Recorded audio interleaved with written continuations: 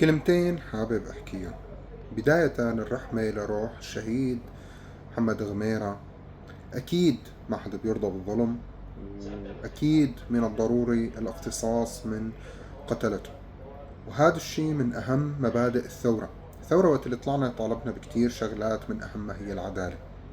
هذا شيء ضروري كتير، ولكن في سؤال ببالي اليوم بعد تصريح وزير الداخلية، وزير الطوارئ وإدارة الكوارث، المتحدث باسم الداخلية، كل هذا الشيء بينم على أنه هذا مو نهج دولة، والتأكيد على أنه راح يتم محاسبة الفاعلين.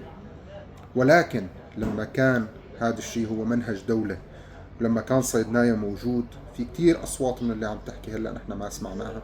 هذا الكلام أبدا مو لحتى نبرر فعلة اللي قتلوا غميرة، الله يتقبله ويرحمه. ولكن الشيء المؤلم انه العالم هلأ صارت تصطاد، تستخدم معاناة غيرها لحتى تجي تقول لك ما تغير شيء. لا، تغير كتير، كتير تغير.